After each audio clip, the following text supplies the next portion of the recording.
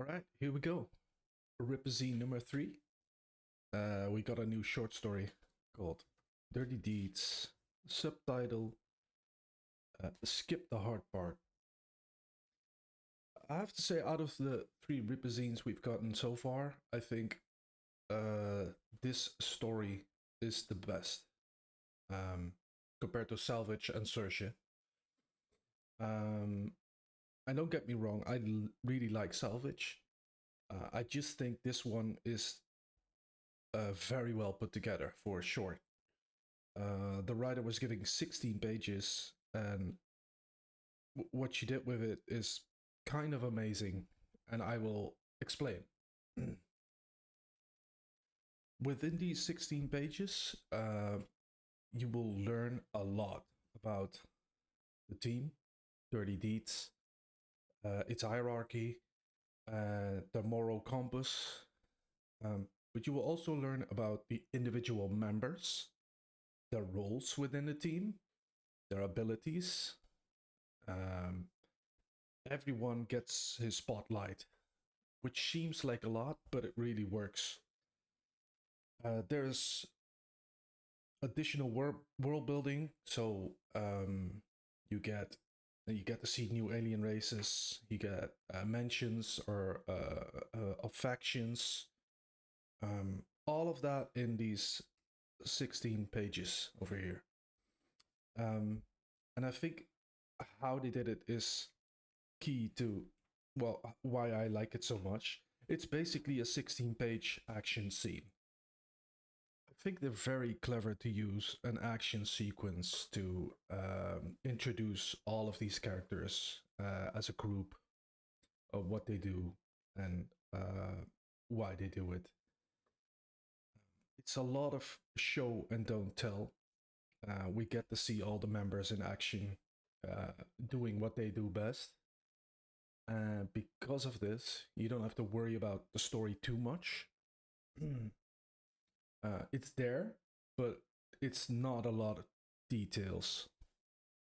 So, for example, with Salvage and Search, you felt like you were reading a couple of pages from a larger novel, a bigger story. Um, this is very much a standalone. It could be used in a larger novel, but it could also be written off as a one-off adventure. And I would like to commend Carol Brown for putting this together because that's really impressive. Um, yeah, she should be proud of what and how she created it. This was a really good read. Um, as I said before, I'm not really well known with comics or art or writing outside of the Rippaverse, but I do want to mention how much I love this comic as a whole. The art is different from what we've seen before, but I really like it. Some aspects remind me of anime. I'll pull up some panels and maybe you can see the resemblance. Um, but it's not too much like anime. Um, I really like the bright color usage as well. Um, I want to highlight some panels of art because what we see here is some panels that are completely action focused, um, like this here and this. The background is just red, and you can see that on multiple occasions here. I'm not sure if it's done before within the Rippaverse, but I'm really digging it. Um, yeah, I think I want to see more of this. Um, if I get a say in this, I would like Caro to start on an ongoing series immediately. And if it's up to me, she can take the artist and colorist with her because this is really nice teamwork. I actually want to jump into some spoilers, but I'll give you a chance to click off now. So, I wanted to talk some spoilers because I really want to speculate, and here's some other thoughts about this. Um, yeah, like the story opens with them being chased off by some form of authority. They seem to have stolen cargo from them and are now under fire and are fleeing.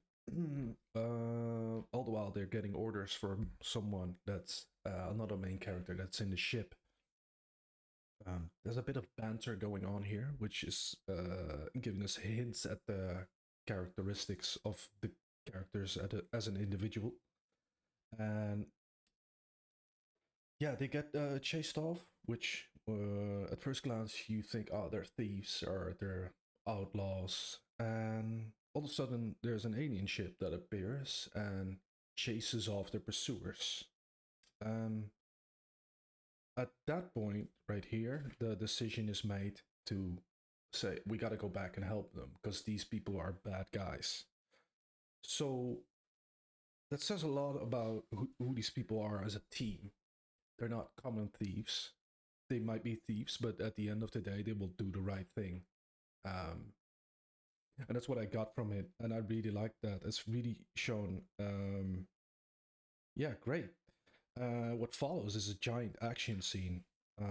We get these wasp creatures, which is great. A wasp, who doesn't hate wasp? Apparently, they want the settlers, and they want to either kill them or use them as incubators, which is pretty bad. During this action scene, we get to see everyone do his thing. Here's the already fan favorite Spingy, for example. He's a mechanic and he uses his silk to um, fix the ship. And later on, we get to see him move around the ship and use parts of random items to help fix the ship, and we get to see his 4 arms being used. So he has 4 arms. We get to see him use all 4 of them, which is great. And everyone gets his spotlight. Like I said before, we get a cool action scene with, I believe he's called Arad, using his guns, but also his sword. His sword seems to be, well, demonic, if I had to guess. We get to see Velshar in action.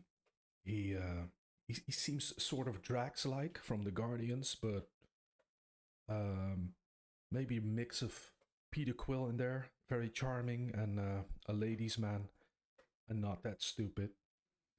And then we have Sulia, who I believe is maybe a cyborg or an android because she can switch from combat mode to assault mode, and you see her try to help some people, and you see her try to kill the aliens.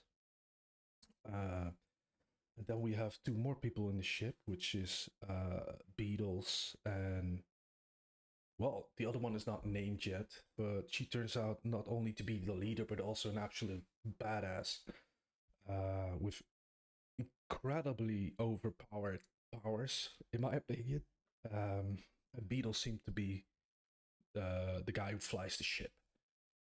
Um, so yeah, I learned all of that within 16 pages. I got to see all of them do their thing, but I still have like endless amount of questions about a lot. So I'm really excited to learn more. Um, who are these aliens? Who are the aliens that they casually mentioned? And yeah, where are they? What did they steal? Who did they steal it from?